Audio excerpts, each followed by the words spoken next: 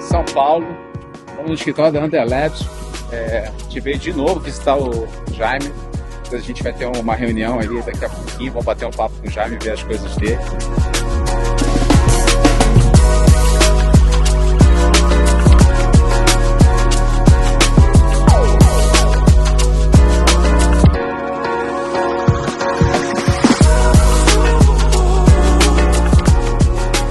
Seguinte, estou no escritório da Under Labs, Renato, super animado, Rafael, Vanos, Dynamite Crew, Urban Helmet e o Rastro, né? Nosso filmmaker oficial, filmmaker da Harley Davidson. Vou passar a máquina para ele começar essa história. Então é o seguinte, chegamos aqui em São Paulo, no escritório da Under Labs, na casa do Jaime, né, que é a segunda casa dele, né, e a gente está aqui olhando aqui o que a gente vai fazer juntos. A gente não pode falar muito, né, Jaime? Mas tem coisa aí, a gente se cozinhando algumas coisas, algumas histórias, mas antes disso, né, a gente vai bater um papo com o Jaime, né, e eu separei aqui umas perguntinhas aqui. E a primeira eu queria saber quem era você antes da Under Labs. Quem era o Jaime antes da Under Labs, cara?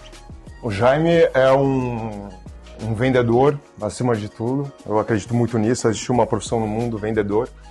E o Jaime teve um professor muito bom que me levou para a rua aos 16 anos. Esse cara é meu pai, representante comercial de sapato até hoje, 74 anos, na guerra. E eu comecei vendendo sandalinha do pé com ele, que era uma concorrente da Havaianas. E foi com 16 anos que eu vi a arte de você saber vender, de você conduzir uma negociação, fazer um bom negócio. E eu lembro que aquilo me encantou e eu vi que naquele tipo de trabalho, na área comercial, é que realmente onde eu conseguiria fazer big money com um trabalho que realmente fizesse sentido. Aí esse Jaime foi formado em várias áreas da vida, como ex-Power Rangers, Príncipe da Disney, Superman, 9 anos de teatro infantil, foi uma escola para mim. Eu trabalhava em buffet infantil também, quando eu comecei, e foi assim uma faculdade, isso me ajudou muito na profissão. E em paralelo a isso, o meu amor à nutrição, ao esporte, comecei a treinar com 16 anos, através de uma obesidade que eu tinha. Minha família toda é diabética, minha mãe também. E através dessa paixão, imergir no poder que os alimentos têm em mudar a vida das pessoas. E estamos aqui levando saúde para a galera, depois de 12 anos trabalhando nas ruas aí como vendedor, representante comercial, nas trincheiras, ali em loco. E a gente está conseguindo fazer, eu acho, um trabalho interessante, principalmente levar a saudabilidade aí para a casa das pessoas. Legal. Uma coisa assim, você falou aí uma coisa certa aí, que eu e o Renato, quando a gente veio aqui a primeira vez, né, e a gente bateu o papo com você, né, a gente saiu daqui, né, a primeira coisa que eu falei pro Renato, o cara é vendedor. Vendedor. Não é isso? Eu falei, porra, esse é vendedor. Porque eu também me considero um vendedor até hoje, né, porque o grande lance de você criar coisas. Você pode ter ideias, pode criar, pode executar, mas, cara, a arte de vender é essencial, porque se o produto não vender, o que vai fazer com ele? Nada. Inclusive, se você for até um diretor financeiro, você não souber vender a sua ideia para implantar um sistema ou fazer uma estratégia ali de recuperação de clientes inadimplentes, e você vender esse peixe, você não consegue ter êxito. Então só existe uma profissão no mundo e ela é vendedor, acima de tudo. Você pode ser o cara mais técnico, mais foda, mais pica. Se você não souber vender a sua ideia, vender o seu peixe, você só vai ser mais um bom profissional aí com um repertório no mercado, só que sem essa habilidade. Tá aí, ó. Fica a dica. Seja um bom vendedor. Vai ler, ver YouTube, não sei. Aprende. E é treinável. É treinável. Com certeza. Eu acho que você treinou através do teu pai, né? Eu treinei através da minha família também, meu avô, né? que vendia câmera de fotográfica usada, então é ele que me ensinou a fazer essa venda também, né? Então, quer dizer, eu sempre também curti vender, então eu acho que isso até hoje está no sangue, né? E é o que traz a gente aqui com você e vai levar a gente para outro lugar, talvez. Os patamares. Mas enfim. E vendas é sobre relacionamento. Então, a partir do momento que você tem relacionamento, cara, esse cara é seu, você fidelizou esse cara. Então, pra mim, eu sou esse cara que gera uma empatia, uma conexão de forma fácil com as pessoas. Então, quando você cria esse relacionamento mal, esse cliente é seu, ele está fidelizado. Obviamente, você precisa ter uma boa proposta, um bom produto, um bom negócio. Mas venda é, primeiro de tudo, assim, um relacionamento. Entender de pessoas. Então, pulando um pouquinho, né? Você teve toda essa experiência com teu pai, né? De vender, teve uma experiência arsênica, né? Fazendo o que você precisava fazer naquele momento, que deve ter te dado muita base para você falar bem, né? Para você se colocar. Como é que você fez essa mudança de olhar para esse segmento de suplementação e iniciar? Onde que foi esse começo? Eu comecei a treinar com 16 anos, suplementar desde sempre. Na época, minha mãe falava que os meus potes de proteínas eram essas bombas aqui, moleque, não sei o quê. E só que eu era do Canal Pharma, trabalhava no Grupo L'Oréal, na La Roche-Posay, na divisão deles. E eu já tinha 2 amigos do mercado que eram representantes comerciais, ganhavam muito bem. De suplementos? De suplementos, Um deles é um dos meus melhores amigos, cara, meu irmão, 22 anos de amizade. Isso tem quantos anos? Isso tem 18 anos atrás. Então, devia ser no início dessa história de suplementos, né? A gente pegou bem aquela fase ainda que tinha um preconceito. Né? Então, por exemplo, eu cheguei a gerenciar o projeto de lojas de suplemento físicas da Reebok. Então, o próprio dono da Reebok, ele tinha um preconceito muito grande com suplementos. Era um desafio. Só que, pelo mercado, pelo tipo de cliente que eu ia lidar, porque eu nunca me enquadrei muito assim no mundo corporativo. E eu via o salário que esses amigos faziam. Eu falei assim, cara, eu preciso entrar nessa de qualquer jeito. E quando eu entrei na L'Oréal, foi assim, um processo seletivo de 4 etapas. Imagina, bem multinacional, gigantesco. Uma das maiores roads do mundo, né? E quando eu pedi demissão do Grupo L'Oréal, tinha 9 meses de casa, que eu fui ser propagandista dos caras. Foi assim, uma escola muito, muito forte para mim. E eu fui para trabalhar como representante comercial em suplementos. Meu pai, minha mãe, o meu chefe na L'Oréal, Donizete, lembro, cara, esse cara é incrível. É um cara que nem curso superior ele tinha e hoje ele é diretor lá, é um cara assim que tem quase 20 anos de casa. E ele falava para mim assim, Jaime, você tá pedindo demissão de uma mãe igual a L'Oréal, você não tem noção do que você tá fazendo, moleque. Eu tinha 21 anos, né? Só que era um degrau que eu precisava, tentar para conseguir, de fato, trabalhar no mercado, que era uma panela fechada. E eu saí na época de um salário CLT da L'Oréal de R$7.000, que tinha carro, plano de saúde, todos os benefícios de carteira CLT, para ganhar R$2,5 comissionado, ainda pagando custo de rua. Só que, cara, foi assim a melhor decisão, uma das melhores decisões que eu tive na minha vida. Então, nesse momento, você já viu um plano futuro. Sim, eu tive... E você faz uma mudança dessa, você não faz, porque eu quero trabalhar com suplementação, porque você viu que tinha que entrar por aquele lugar para galgar o... Era o meu primeiro degrau. Tanto que meu pai e minha mãe, eles assim foram totalmente contra a minha decisão.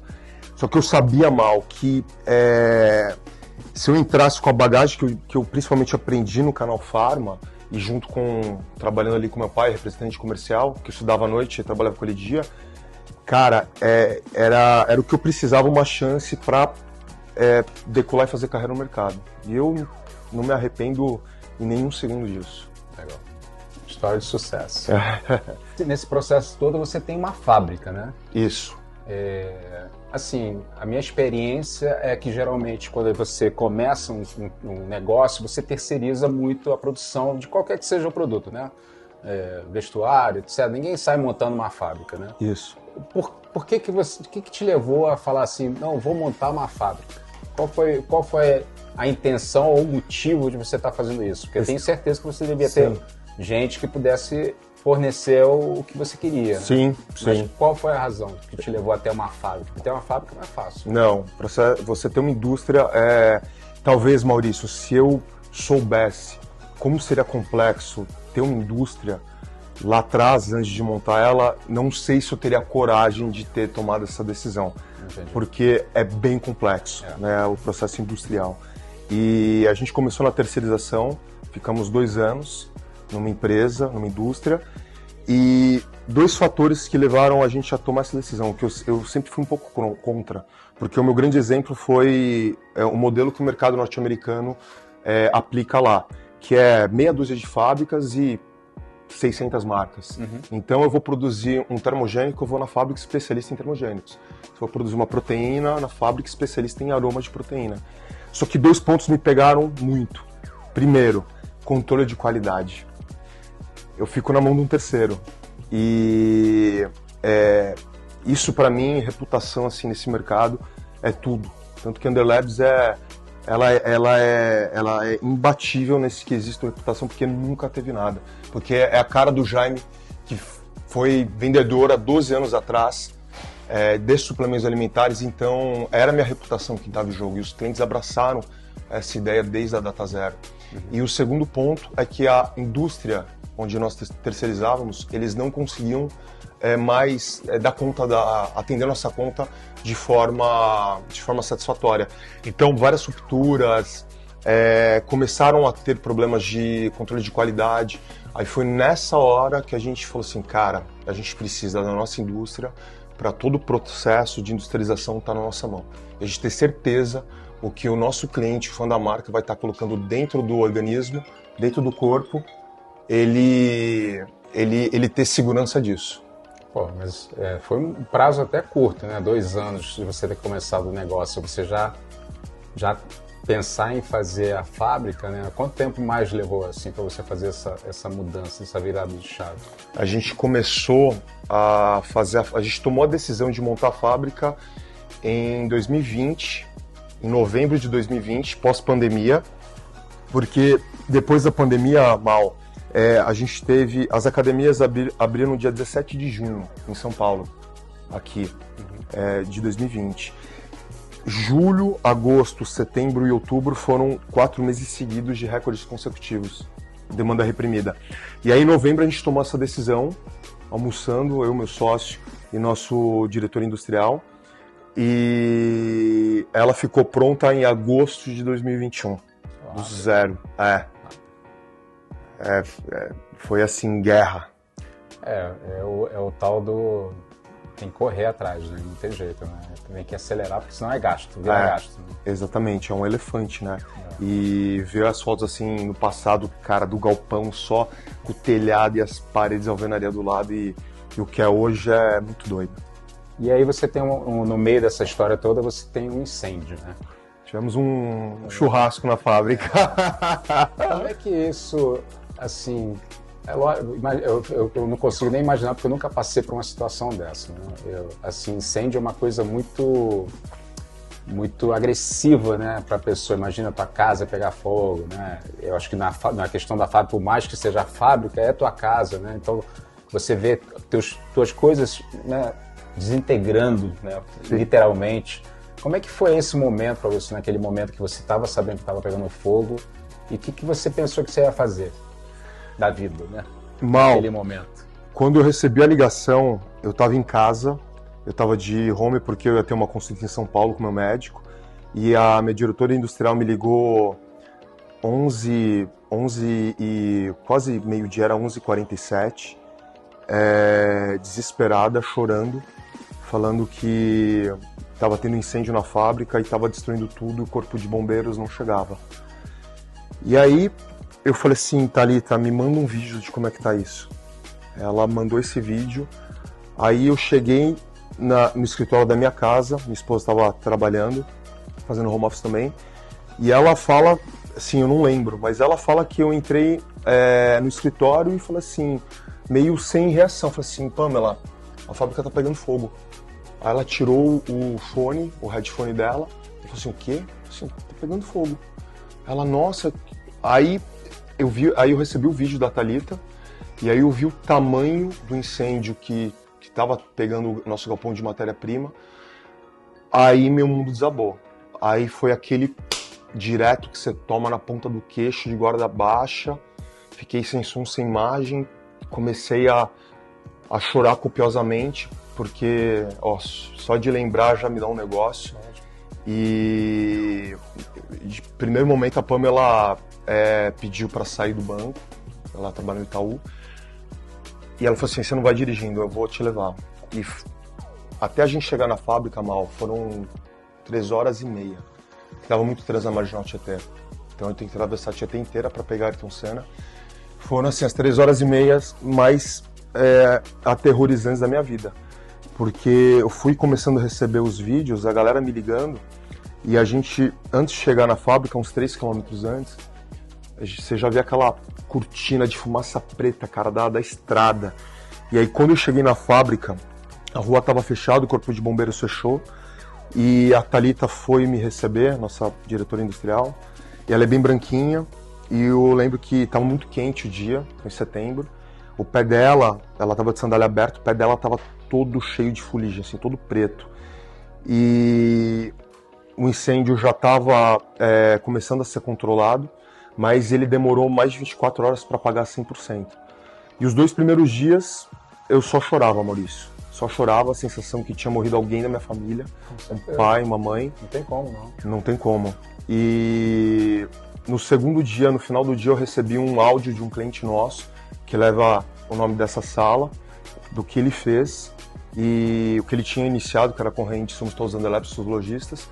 Ali foi aquele 3 tapas na cara que você toma, aquele balde de água gelada que vem assim com tudo e fala assim, cara, agora eu preciso levantar, chega de pegar o lenço e enxugar as lágrimas, vamos vender ele. E aí a gente começou uma operação de guerra. E depois desse incêndio, o processo é dolorido, só que você só entende lá na frente. Você entende que precisava ter queimado. E em nenhum momento eu briguei com Deus, falando assim, Deus, por que você fez isso comigo nessa vida? Nas outras eu não sei, mas essa eu não merecia. E eu tinha certeza que o Jaime Dofato Underlabs precisava passar por isso para aprender alguma coisa e passar por essa lição. Tanto que depois desse incêndio, a marca ganhou uma notoriedade assim, gigantesca e o awareness foi muito grande. E muita gente que não conhecia a Under e que comprou por causa do incêndio, eu falava pra Pamela assim, e pro meu sócio, eu falei assim, Pam, Zé, a gente tem uma chance, porque quem não conhece a Under ainda, que a gente nunca teve influenciadores muito famosos, questão de budget, eu falei assim, quem comprar o nosso produto para nos ajudar, a gente tem uma chance, porque a galera vai se apaixonar pela marca e a gente vai fidelizar esse cara. E assim foi exatamente essa história. Você falando aí desse movimento, né, desse cliente, né, que fez para você, que iniciou esse movimento todo, tem uma coisa que hoje em dia se diz muito, né, se fala muito, né, que você hoje criar uma marca é criar uma comunidade. Você precisa criar uma comunidade para você ter uma marca bem estabelecida, que hoje o produto, lógico, é importante, etc., mas tem um monte de gente que cria um produto legal e às vezes não consegue sair do vender, não consegue chegar no cliente. Porque o importante é você criar aquele desejo pelo teu negócio e criar uma comunidade em volta disso. Então eu acho que nesse momento talvez você nem realizasse que você já tinha uma comunidade. Sim. Eu acho que só descobriu através do incêndio que você tinha uma comunidade já atrás de você te apoiando, né, cara? E o mais doido que nisso, Mal... Aí nesse momento que você fala assim, vamos fidelizar ele, porque ali você viu que a tua comunidade estava toda ali, cara, e você talvez nunca tivesse se reparado, né, cara? E o mais curioso que nesse incêndio, por mais assim que foi o momento mais difícil da minha vida, assim, esse quando eu descobri que minha mãe teve câncer. Mas graças a Deus ela saiu com algumas cicatrizes mais viva dessa história. Que bom, isso também foi bem pesado. Mas no incêndio, Maurício, foi o momento assim da minha vida que eu mais me senti amado. Porque a galera não só abraçou a Underlabs, abraçou o Jaime Dofato, pessoa física. Então, o que pessoas que eu nem imaginaria que fossem estender a mão, estenderam.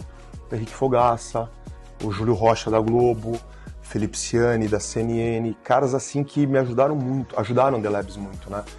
Então, precisava ter queimado, cara. Eu não sei explicar. Você descobriu que é a comunidade. Descobrimos ali que realmente a galera tá nas trincheiras com a gente, a nossa tribo é uma tribo forte. Bora. Bom, agora vamos pular para coisas mais... É bom falar da tristeza, porque eu acho que ela faz parte do processo de você construir qualquer coisa, né? Não é... A vida não é só sucesso, né? E a gente tem que lidar com as pedras que aparecem no meio do caminho, enfim. Mas aí o Jaime superou, né? E hoje a gente está aqui nesse escritório maravilhoso, né? Alphaville. Super legal, fizemos um teste de produtos, etc. Né? E estava olhando teus produtos, e esse novo que você me mostrou, né? Que é o Beef Protein Crush, que é um suco, né, proteico, né? Eu achei muito legal, eu nunca tinha provado. Aí eu queria saber como é que vem a ideia de lançar um produto novo, assim? Como é que surge na tua cabeça, assim, eu preciso lançar isso ou aquilo? É uma referência que você vê fora? É uma referência que você, às vezes, sente falta no mercado? Como é que você identifica isso para poder começar a fazer um projeto de um produto novo? Eu acho que o grande ponto, Maurício, é a gente estuda produto, depois estuda o mercado e depois estuda o canal. Aí, através disso, a gente pega o que a Instrução Normativa 28 da Anvisa nos permite colocar e, através dela, tenta fazer a fórmula mais foda, fugindo da guerra de commodities do mercado. E aí entra um trabalho incisivo de P&D e cada produto que a gente lança... Para quem não sabe o que é P&D, explica aí o que é P&D. P&D é o nosso departamento que é Produto e Desenvolvimento, onde a mágica acontece. Então, por exemplo, semana passada eu estava na fábrica, a gente vai lançar uma isohidroclinical, uma proteína pura, sem conservante, corante, edulcorantes. Ela é praticamente aroma, a proteína pura e taumatina stevia. Só que é um desafio você deixar um produto gostoso com esses adoçantes naturais, sem ser sucralose. E eu lembro que semana passada foram mais de 13, 15 tentativas até acertar, porque hoje o mercado, Maurício, ele não aceita nada mais do que um produto foda de sabor. Não tem mais espaço para isso. Então, o time de marketing absorve minhas ideias malucas, tanto daquele lançamento que vocês vão ver em breve, aí, dia 13 de julho, Dia Mundial do Rock. E através disso a gente cria uma puta história desse produto, cria uma puta saborização, um label daquele padrão The Labs, e aí a gente vem com tudo no mercado, com campanha, com influenciadores, e aí vê a mágica acontecer. Bom, aí você fala de vários produtos, eu não sei qual a quantidade hoje que você tem de produtos, mas é infinita, que dá para ver daqui na porta, quando você entra tem um móvel gigantesco, um monte de coisas expostas. E aí eu tenho certeza que, de acordo com o mercado, tem alguns produtos que às vezes eles caem, né, no meio do caminho, né? Não sei se já aconteceu com você. Você tem um lado emocional com isso? Teve algum produto que você falou, puta, eu amava tanto isso aqui e eu tive que largar ele porque ele não funcionou? Teve vários. Teve vários? Vários. Lembra de um? Porra, lembro. Stimulate, um termogênico... Renato. Stimulate, cara, a gente registrou esse nome no Brasil e a gente fez um termogênico em pó animal, porque não dava para fazer em cápsula. Porque ele tinha tanto ativo que se você fosse tomar ele em cápsula, seria umas 5 cápsulas. E esse produto, essa categoria não vai no Brasil.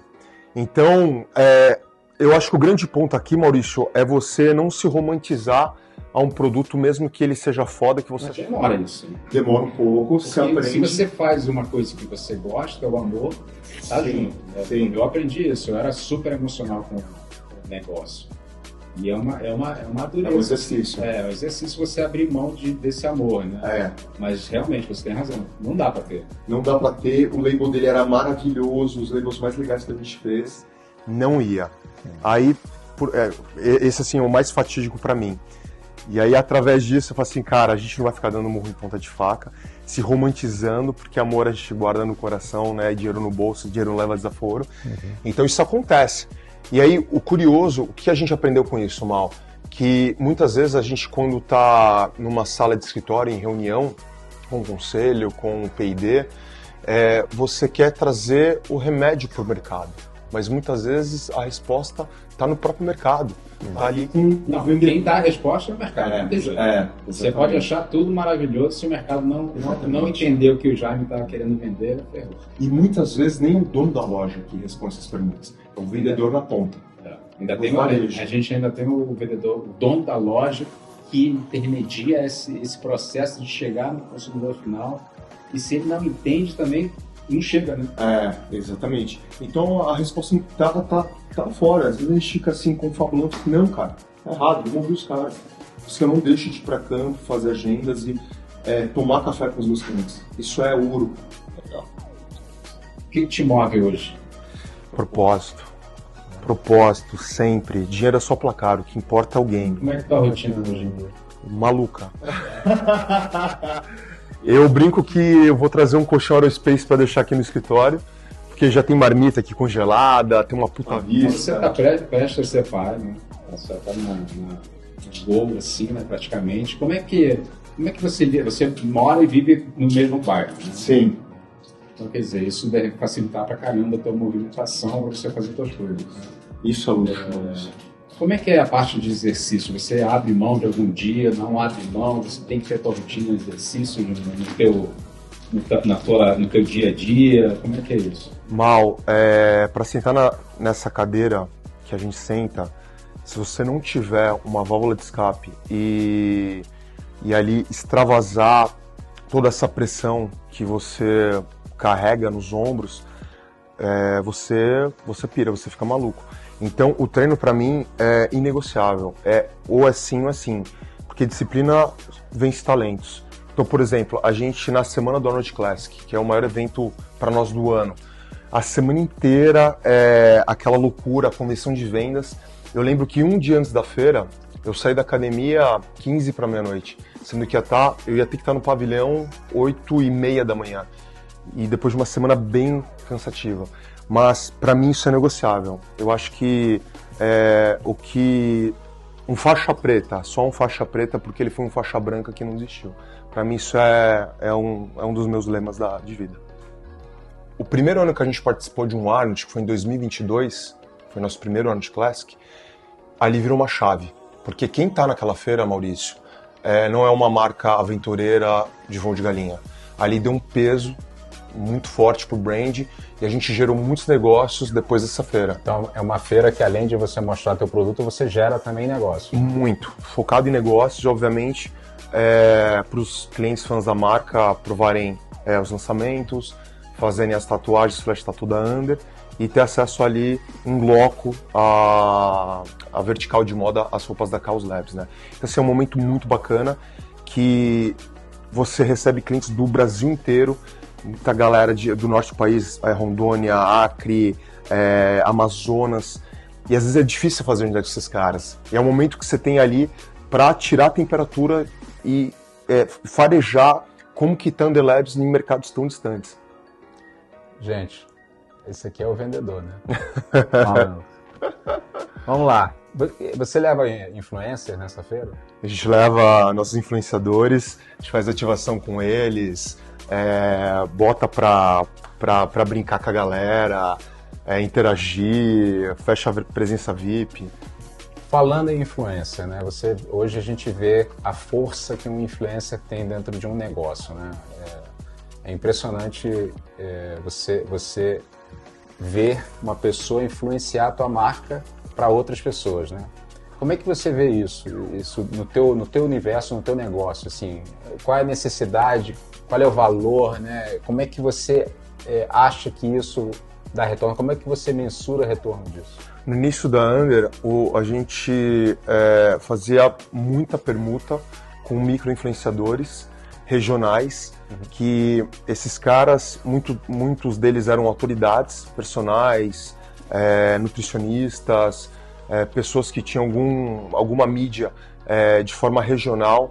Então, se você pegar aí 4, 5 anos atrás, os big influenciadores, eles postavam um produto, cara, chovia venda para as marcas.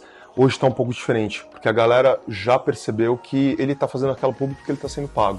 Então, quando você pega esses micro-influenciadores e faz esse trabalho ali de forma mais genuína possível, dá um retorno assim muito interessante.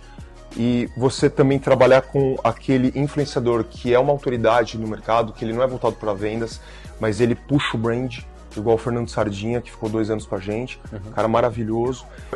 E como, por exemplo, hoje o tráfego pago, o Meta, tá um leilão cada vez mais caro, porra, agora um acréscimo de 12% em impostos, você fazer um marketing de influência ali direcionado e bem trabalhado, você consegue diminuir o seu custo de aquisição, né, para o seu negócio.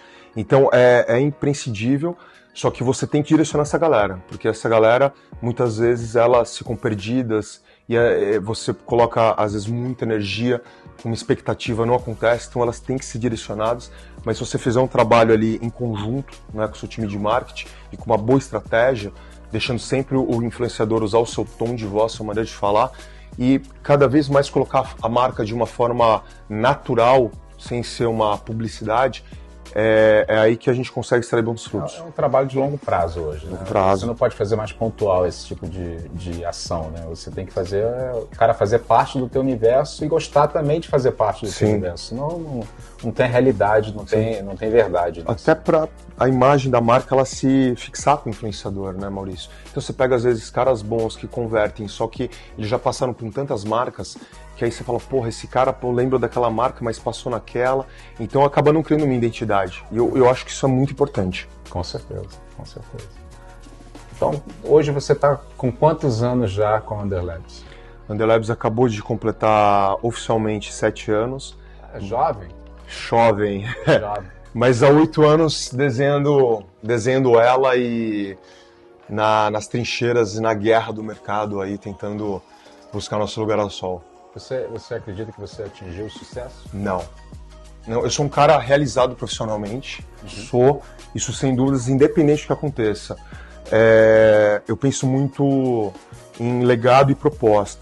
Tudo bem que, se a gente lembrar aí, quem foram os sumérios, a galera não lembra, não sabe, né, o que eles fizeram para nós, mas eu me considero um cara que o jogo não tá ganho, guarda alta, não vim de família rica, qualquer susto pode impactar muito. Eu nunca acho que o jogo tá ganho, Maurício, mas eu sou um cara realizado pra caralho profissionalmente e eu não trabalho, eu me divirto, cara.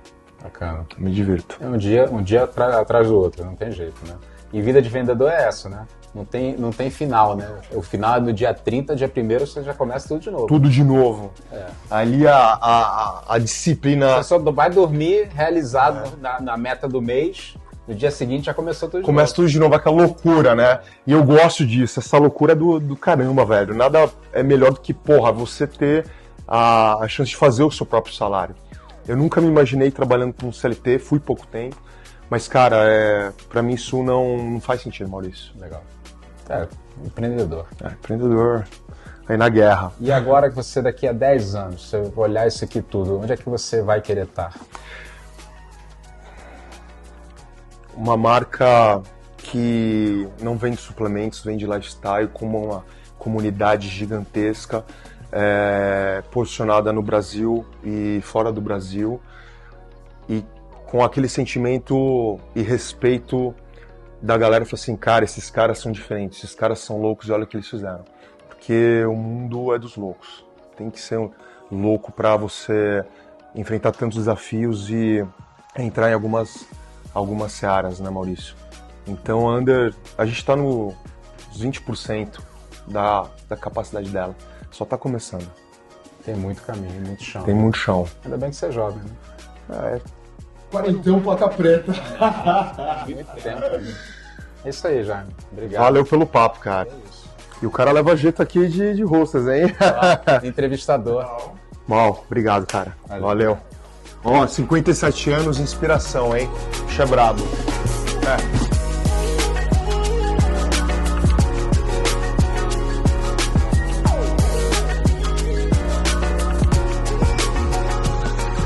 E é isso. visita na Underlabs foi muito foda, hein? Valeu, galera. Valeu.